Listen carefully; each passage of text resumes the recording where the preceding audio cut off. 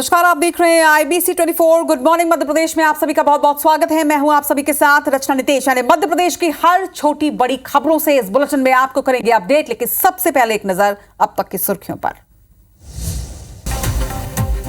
भोपाल में CA BC Jain के निवास में फिर पड़ा ED का छापा। वित्तीय अनियमितताओं को लेकर हुई थी शिकायत। MP के बड़े CA फर्म के कुल 6 ठिकानों पर रेड।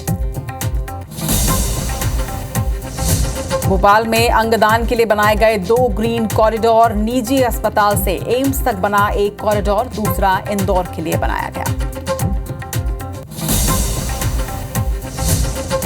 मध्य प्रदेश के मुख्यमंत्री डॉक्टर मोहन यादव आज इंदौर में देंगे कई सौगातें। 1,29,00,000 लाडली बहनों को मिलेगी राशि।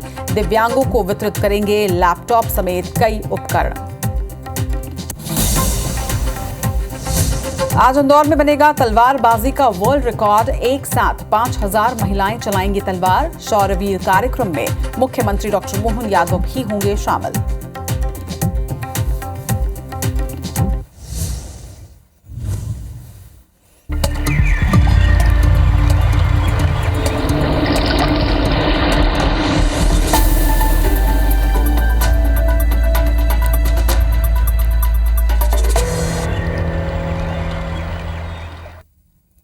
और हेडलाइंस के बाद सबसे पहले खबर टीकमगढ़ की। आपको दिखाते हैं कि कैसे टीकमगढ़ में जब खाकी पहुंचती है तो असामाजिक तत्व यानी बदमाश यहां वहां भागने लगते हैं। पुलिस ने टीकमगढ़ में असामाजिक तत्वों की धरपकड़ के लिए एक मुहिम चलाई। कल देर रात शहर भ्रमण कर चौराहों पर न सिर्फ लोगों से पूछताछ की, बल्कि इस दौरान जब खाकी इस गश्त में निकली थी तो कैसे बदमाश भागते नजर आए हैं, ये भी आप वीडियो में देखिए। टीकमगढ़ के महाराजपुरा गांव में अवैध शराब को लेकर पूछताछ करने के लिए टीम पहुंची थी। कोतवाली पुलिस ने कई घरों में भी दबिश दी, तलाशी भी ली गई है। लेकिन सबसे बड़ी बात कि खाकी का खौफ यहां पर नजर आया जब इस मुहिम को चलाने के लिए, जब इस गश्त के लिए पुलिस यहां पर पहुंची तो बदमाश यहां से भागते नजर आए हैं।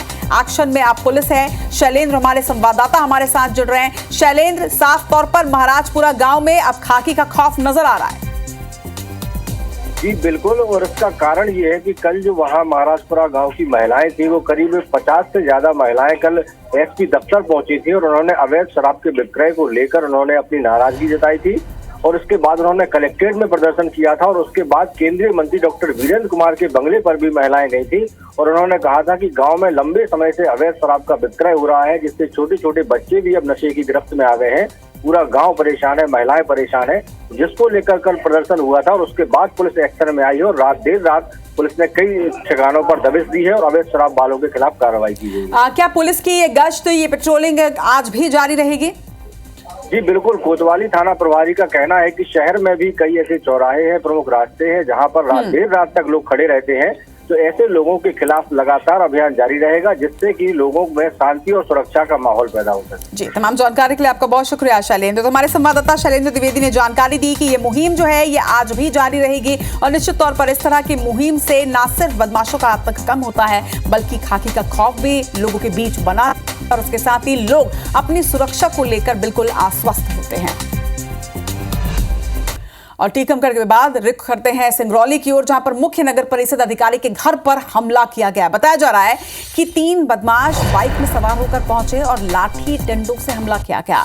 चौकीदार इस हमले में घायल हुआ है, जिसे फिलहाल अस्पताल में भर्ती कराया गया है। इलाज उसका जारी है। सराय थाना पुलिस फिलहाल जांच कर रही है कि दरअसल किस वजह से इस घटना को अंजाम दिया गया। लेकिन बड़ी खबर आपको बता रहे हैं, विजय वर्मा हमारे संवाददाता हमारे साथ जुड़ रहे हैं। विजय, अधिकारी के घर पर हमले से जुड़ी ये खबर है, क्या वजह सामने आ रही है? इसके साथ ही बदमाशों का कोई क्लू?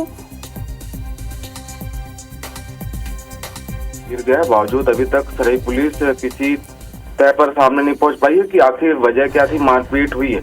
ये जो पूरी घटना हुई है सराय पुलिस इलाके के मुख्य बाजार के, जहां पर मुख्य नगर परिषद अधिकारी के आवास के बाहर ही 3 बाइक सवार अचानक आए और घर में घुसने का प्रयास करने लगे। हालांकि घर में घुसते ही जैसे कि मेन दरवाजे पर ही चौकीदार मिल गया और उसको लाठी डंडों से बेदम पिटाई की। हालांकि वो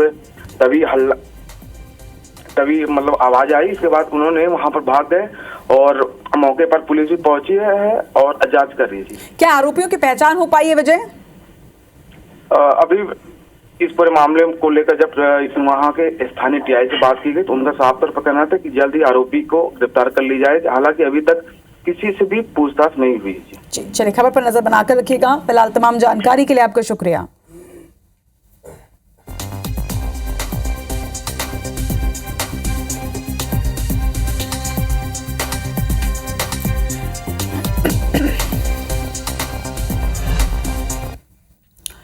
इधर मुरैना में दो पक्षों के बीच विवाद को लेकर लाठी डंडे चलने की खबर सामने आ रही है। मारपीट का एक वीडियो भी सोशल मीडिया पर तेजी से वायरल हो रहा है। बताया जा रहा है कि यादव समाज के लोग दरअसल अपने खेत में बाउंड्री खड़ी कर रहे थे। इस पर जाटव समाज ने बाउंड्री को करने से रोका तो उसके बाद ये पूरा विवाद उपजा है। खेत के पास अंबेडकर की मूर्ति है और इसी क्षेत्र में बताया जा रहा है कि बाउंड्री वॉल बनाया जा रहा था, जिसको लेकर यादव समाज और जाटव समाज आपस में भिड़ गए हैं।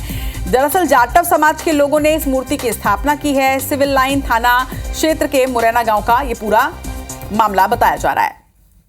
तो ये तस्वीरें आप देखिए किस तरह से दो पक्षों के बीच ये विवाद है और विवाद में लाठी डंडे चले हैं, ये हम समझ सकते हैं, देख सकते हैं। ये वीडियो अब तेजी से वायरल भी हो रहा है।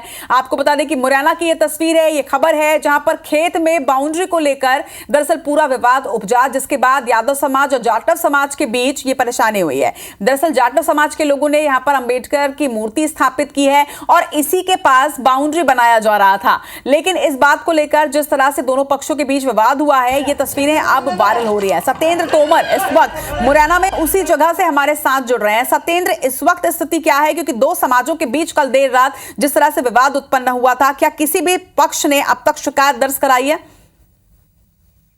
बिल्कुल, जब ये विवाद की जो स्थिति बनी हुई थी उसी समय तत्काल पुलिस को भी सूचना दी गई थी। जैसे ही जो वीडियो है वो सोशल मीडिया पर वायरल हुआ था और उसके बाद पुलिस हरकत में आई और पुलिस ने दोनों पक्षों को ले जाकर थाने में बिठाला और उसके बाद दोनों पक्षों से ही पूछताछ शुरू कर दी गई है कि क्या विवाद का कारण है। हालांकि बताया जा रहा है कि ये जो विवाद है वो काफी लंबे समय से चालू है, चूंकि जाटव समाज के लोग हैं, उन्होंने एक सरकारी जमीन थी जिस पर अम्बेडकर जी की मूर्ति को रख दिया गया है और उसके बाद अगर देखने में आता है तो बगल में ही जो यादव समाज का खेत है वो लगातार पूर्व में भी तार फेंसिंग की थी। जब भी विवाद हुआ था, जब वो आज भी जिस तरीके से तार फेंसिंग और बाउंड्री वॉल की व्यवस्थाएं कर रहे थे, तो उसी को लेकर आक्रोशित जाटव समाज के लोगों ने पथराव कर दिया। तो इसी को लेकर दोनों पक्षों में काफी विवाद हुआ था। कुछ लोगों के हल्की फुल्की चोटें भी आई थी, उनको अस्पताल में भर्ती कराया गया था और पुलिस मौके पर पहुंचकर दोनों पक्षों की सुनवाई कर रही है और इस पूरे मामले की जांच की जा रही है। हालांकि बताया जा रहा है कि पूर्व में भी कई बार इस तरीके की जहां भी सरकारी जो जमीनें हैं वो इस तरीके से देखी जाती है और उस पर एक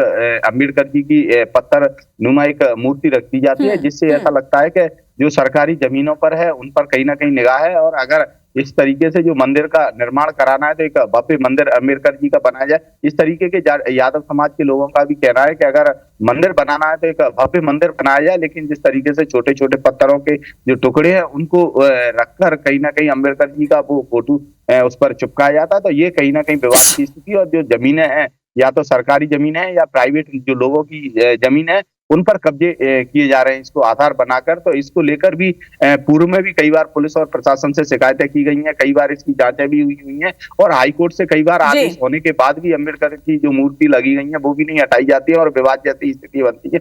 हालांकि पुलिस का कहना है कि दोनों पक्षों को बुलाया गया और दोनों पक्षों से पूछताछ की जा रही है। अगर स्थिति नहीं कंट्रोल की हो जाती है तो दोनों ही पक्षों पर मामला भी दर्ज किया जाएगा। निश्चित तौर पर सत्येंद्र, सबसे बड़ी बात यह है कि किसी भी विवाद की स्थिति में लोग आपस में इसे सुलझाने के बदले विवाद करने की स्थिति उपजा देते हैं और उसके साथ ही पुलिस तक नहीं पहुंचा जाता। पुलिस तक तब बात पहुंचती है जब दो पक्षों के बीच विवाद हो जाता है। यह भी एक गंभीर समस्या है। तमाम बातचीत के लिए आपका शुक्रिया। इसके साथ ही स्थिति पर नजर बनाकर रखिएगा। कभी भी किसी भी तरह की इस तरह की चीजें आती हैं तो IBC 24 भी दर्शकों से अपील करता है कि आप कानून को अपने हाथ में ना लें। इसके लिए एक व्यवस्था है, पुलिस है। आप पुलिस को इसकी सूचना दें, आपको लगे तो आप शिकायत दर्ज कराएं, लेकिन आपस में इस तरह से हाथापाई या विवाद ना करें। अब खबर इंदौर से आपको बता दें, जहां पर सड़क हादसे में घायल एक और छात्र ने दम तोड़ दिया है। अब तक इस हादसे में 3 छात्रों की मौत हो चुकी है, वहीं 2 घायलों का अभी भी इलाज जारी है। दरअसल 4 नवंबर से जुड़ा ये पूरा मामला है, जब सड़क हादसा हुआ था जिसमें नोएडा के छात्रों की कार की टक्कर हो गई थी। दरअसल वेल्लोर यूनिवर्सिटी के बीटेक के सभी छात्र हैं जो सड़क हादसे का शिकार हो गए थे। ट्रक से ये गाड़ी जा भिड़ी थी। आपको तस्वीरें भी उस दिन की दिखा रहे हैं। 4 तारीख की ये घटना है जब दुर्घटनाग्रस्त हुई थी ये गाड़ी। वेल्लोर यूनिवर्सिटी के सभी स्टूडेंट्स बताए जा रहे हैं और अब घायल छात्र की अस्पताल में एक और मौत हुई है। नोएडा के छात्रों की टक्कर हो गई थी गाड़ी से, जिसके बाद इलाज के दौरान एक और छात्र ने इसमें दम तोड़ दिया है। तो 4 नवंबर को हुई इस घटना में अब तक 3 छात्रों की दुखद मौत हो चुकी है। 5 लोग एक्चुअली इस गाड़ी में सवार थे, जिनमें से 2 की मौत पहले ही हो चुकी थी। तीसरे छात्र की मौत इलाज के दौरान हो चुकी है। यानी अब 4 नवंबर को हुए इस सड़क हादसे में मौत का आंकड़ा 3 पर जा पहुंचा है। वहीं 2 घायलों का इलाज अभी भी जारी है। इधर राजधानी भोपाल में 2 ग्रीन कॉरिडोर बनाए गए। एक कॉरिडोर निजी अस्पताल से एम्स तक बनाया गया, जबकि दूसरा ग्रीन कॉरिडोर इंदौर के लिए बनाया गया। आपको बता दें कि इस ग्रीन कॉरिडोर के माध्यम से किडनी को एम्स भेजा गया, लिवर को इंदौर रवाना किया गया। बुधनी के रहने वाले गिरीश यादव का दरअसल निधन हो गया था। उनके निधन के बाद अंगदान का फैसला उनके परिजनों ने लिया और अंगदान करने के बाद उसे एम्स भेजने के लिए ये पूरा ग्रीन कॉरिडोर बनाया गया। तो राजधानी भोपाल में एम्स के लिए एक कॉरिडोर बनाया गया। एक निजी अस्पताल में निधन हुआ था, जिसके बाद किडनी को यहां से एम्स तक भेजा गया। वहीं दूसरा कॉरिडोर भोपाल से इंदौर तक के लिए बनाया गया, जहां पर लिवर को रवाना किया गया। बुधनी के रहने वाले गिरीश यादव का निधन हुआ था, जिसके बाद परिजनों ने ऑर्गन डोनेट करने का फैसला लिया, जिसके बाद कॉरिडोर बना के उसे सेफली एम्स ट्रांसफर किया गया।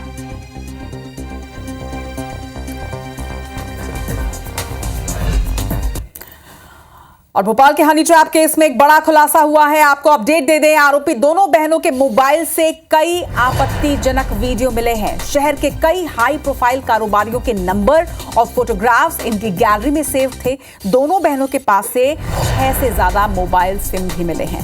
पढ़ाई करने आई दोनों बहनों ने शौक पूरा करने के लिए हनी ट्रैप का ये पूरा जाल बुना था। दोनों बहनों के साथ ब्लैकमेलिंग का बड़ा रैकेट काम करने की भी आशंका है। भोपाल में युवक को जिस तरह से हनी ट्रैप का शिकार बनाया गया था, 15 लाख रुपए के जेवर और ठगी इससे की गई थी। लेकिन इनकी जो हनी ट्रैप का शिकार जो व्यक्ति था, उसकी बीवी ने जाकर शिकायत की, जिसके बाद एक युवती की गिरफ्तारी हुई थी। दूसरी युवती ने खुद ही आत्मसमर्पण कर दिया था। लेकिन अब जांच जब आगे बढ़ रही है तो इसमें कई खुलासे हो रहे हैं। कई मोबाइल और सिम कार्ड्स इसके पास से मिले हैं। साथ ही कई कारोबारियों के नंबर और आपत्तिजनक फोटो भी इनके मोबाइल से निकाले गए हैं। यानी कुछ और लोगों को भी निश्चित तौर पर ये दोनों ही युवतियां मिलकर हनी ट्रैप का शिकार बना चुकी हैं। हरप्रीत कौर हमारी संवाददाता हमारे साथ जुड़ रही हैं। हरप्रीत, जिस तरह का खुलासा हो रहा है, इसका मतलब है कि सिर्फ एक ही शिकार नहीं, कई लोगों को ये बहनें अपना शिकार बना चुकी हैं। बिल्कुल, देखिए, जब महिला थाना पुलिस ने इनकी गिरफ्तारी की थी, उसके बाद ही इस बात की पूरी संभावना, आशंका महिला पुलिस को थी कि जांच में कई बड़े खुलासे हो सकते हैं। और अब ये खुलासे हो रहे हैं। इन दोनों सगी बहनों से जो पढ़ाई के नाम पर भोपाल आई थी, यहाँ पर इन्होंने अपने शौक पूरे करने हनी ट्रैप कर ब्लैकमेलिंग करना शुरू कर दिया। और इनकी गिरफ्त में आए एक ट्रांसपोर्टर की पत्नी ने इस पूरे मामले का खुलासा किया, जिसमें जांच के बाद इन दोनों बहनों के मोबाइल जब्त किए गए। मोबाइल में कई ऐसे आपत्तिजनक वीडियो, फोटो मिले हैं। ये फोटो और वीडियो राजधानी भोपाल के कई हाई प्रोफाइल कारोबारियों के हैं, जिससे साफ समझ में आता है कि या तो इनकी प्लानिंग इन कारोबारियों को, इन हाई प्रोफाइल लोगों को ब्लैकमेल करने की थी या ये कर चुकी थी। इसके साथ ही इनके पास से करीबन आधा दर्जन से ज्यादा मोबाइल की सिमें बरामद हुई हैं। इसके साथ ही इस बात की भी अब पूरी आशंका यहाँ पर पुलिस को है, जिसका खुलासा जांच में जल्द हो सकता है, कि ये खाली 2 बहनें इस पूरे काम को नहीं कर रही थी, बल्कि इनके साथ राजधानी भोपाल का ही एक बड़ा रैकेट शामिल है, जो पूरा गिरोह एक प्लान बनाकर ये काम कर रहा था। फिलहाल अब पुलिस इनसे जो दस्तावेज मिले हैं, आपत्तिजनक फोटो और जो तमाम चीजें इनके मोबाइल से मिली हैं, उनके आधार पर अब अगली जांच कर रही है। निश्चित तौर पर जांच में और भी कई खुलासे हो सकते हैं। स्थिति पर नजर बनाकर रखिएगा हरप्रीत। फिलहाल तमाम जानकारी के लिए आपका शुक्रिया। लेकिन देखिए, इस मामले में सबसे बड़ी बात यह कि कई कारोबारियों के और कई हाई प्रोफाइल लोगों के फोटोग्राफ्स और वीडियो इनके पास हैं, लेकिन अब तक हनी ट्रैप से जुड़ा कुछ और केस या कोई और शिकायत सामने नहीं आ पाई है। और अब बात करेंगे ईडी की कार्रवाई की। राजधानी भोपाल में एक बार फिर से सीए बीसी जैन के निवास पर ईडी की टीम ने रेड मारी है। BC Jain chartered accountant firm चलाते हैं और उनके 6 ठिकानों पर इस वक्त रेड की कार्रवाई की जा रही है। अरेरा कॉलोनी में बीसी जैन का सीए फर्म है, जिसकी तस्वीर भी आपके टीवी स्क्रीन पर है। दरअसल वित्तीय अनियमितताओं की शिकायत पहले भी मिली थी, जिसके बाद एक बार फिर से ईडी की टीम ने बड़ी कार्रवाई की है। मध्य प्रदेश के बड़े सीए फर्म के कुल 6 ठिकानों में इस वक्त ईडी की टीम कार्रवाई कर रही है।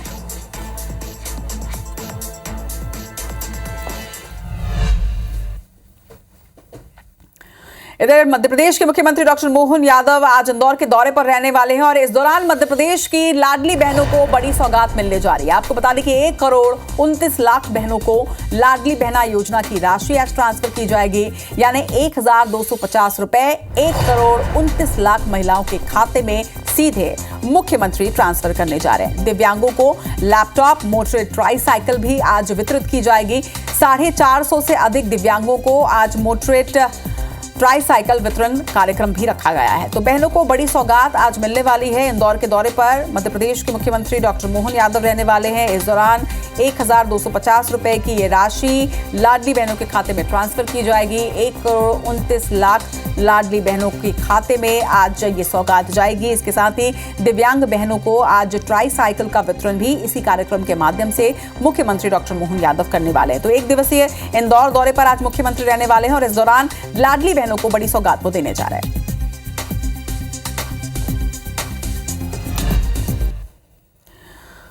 और बात करते हैं वर्ल्ड रिकॉर्ड की। जी हां, आज इंदौर में वर्ल्ड रिकॉर्ड बनाने की तैयारी की जा रही है। तैयारी पूरी भी हो चुकी है। आज एक साथ 5000 महिलाएं इंदौर में तलवारबाजी का प्रदर्शन करेंगी। इस कार्यक्रम में मुख्यमंत्री डॉक्टर मोहन यादव मुख्य अतिथि के रूप में मौजूद रहेंगे। आपको बता दें कि इंदौर के नेहरू स्टेडियम में तलवारबाजी की फाइनल प्रैक्टिस की गई। संवाददाता रवि हेमराज सिसोदिया ने मौके का जायजा लिया। मध्य प्रदेश के हृदय स्थल यानी कि इंदौर में एक ऐसा अनोखा वर्ल्ड रिकॉर्ड बनने वाला है जिसके बारे में ना ही किसी ने सुना है और ना ही अभी तक देखा होगा। जी हाँ, इंदौर में 5000 से ज्यादा वीरांगनाएं एक साथ हाथों में तलवार उठाते हुए पिछले 10 दिन से लगातार जो है वो तलवारबाजी के गुर सीख रही हैं। हम इस बात करेंगे जो मुख्य कार्यक्रम के आयोजक हैं, ये कार्यक्रम का क्या उद्देश्य रखा है। दीदी देख रहे हैं सब छोटे बच्चे से लेकर हर उम्र की महिलाएं जो हाथों में तलवार लेकर।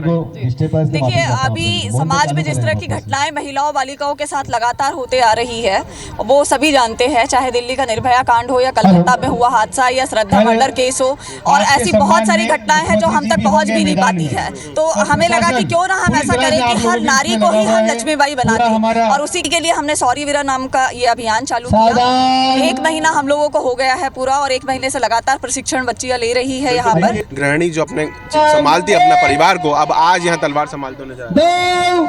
हाँ, आज बड़ी भारी संख्या में कि लेडीजों को कितना उत्साह है। मतलब अपनी सुरक्षा के लिए अगर ऐसे अभियान चलाया जाए तो आज पता चला है कि मातृशक्ति कितनी मतलब संख्या में निकल सकती है घर से बाहर। बिल्कुल, आप ये देखेंगे कि तमाम सारे ये बालिकाएं जिनके बारे में हम आपको बता रहे थे कि पोते की उम्र से लेकर दादी तक, बीच में आप देखेंगे तो वहाँ पर एक तकरीबन 70-75 साल की उम्र की महिलाएं जो हैं, 80 साल तक की उम्र की महिलाएं हैं, वे भी शामिल हैं। एक बड़ा वर्ल्ड रिकॉर्ड इंदौर में बनना है, उसी को लेकर ये आयोजन किया जा रहा है। जायसवाल के साथ रवि हेमराज सिसोदिया, इंदौर। चलिए, तो इस वर्ल्ड रिकॉर्ड से जुड़ी तमाम अपडेट्स और तस्वीरें भी आप तक पहुंचाते रहेंगे। इस वक्त बढ़ते हैं आगे, रुक करते हैं रीवा का, जहां संभाग से सामने आ रही एक खबर बेचैन करने वाली है। दरअसल रीवा संभाग में पिछले 5 महीनों में करीब 2000 बच्चों की मौत हुई है। 5 महीने में 2000 बच्चों की मौत। यह आंकड़ा हॉस्पिटल में भर्ती होने के बाद का बताया जा रहा है। यह आंकड़ा स्वास्थ्य सेवाओं पर सीधे सवाल भी खड़ा करता है। अस्पतालों के प्रबंधन की खामियों को उजागर करती इस रिपोर्ट से यह साबित होता है कि प्रदेश में शिशु मृत्यु दर को नियंत्रित करने की दिशा में किए गए प्रयासों का लाभ नवजातों तक शायद नहीं पहुंच पा रहा। बच्चों में कुपोषण, गर्भवती महिलाओं के पोषण में कमी, आंगनबाड़ी केंद्रों में सुविधाओं का अभाव और टीकाकरण में रुकावट जैसी समस्याएं इस स्थिति के लिए जिम्मेदार हैं। तो 5 महीने के अंदर 2000 बच्चों की मौत से कई गंभीर सवाल खड़े हो रहे हैं, जिन सवालों के जवाब IBC 24 जरूर ढूंढेगा। रीवा के जो रीजंस हैं बाल मृत्यु दर के, उनका हम लोग परीक्षण करेंगे और ये आइडेंटिफाई करना बहुत आवश्यक है कि इसके पीछे मुख्य कारण कौन से हैं।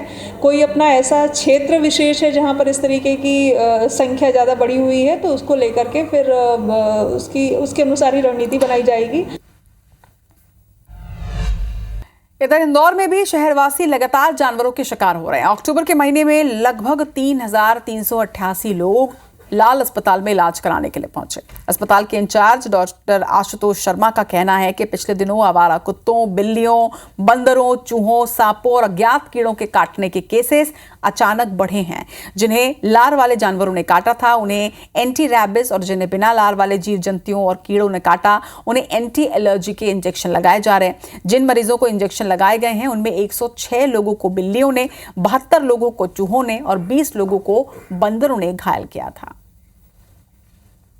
लगातार केसेस अस्पताल में देखने में आ रहे हैं और अधिकतर तो डॉग बाइट के केसेस आते हैं। जितने भी केसेस आते हैं 90% केसेस डॉग बाइट के आते हैं और कुछ cases monkey bite, horse bite और अन्य एनिमल की बाइट के आते हैं। अभी भी पिछले माह अक्टूबर में 3,368 केसेस नए केसेस आए जो डॉग बाइट के थे।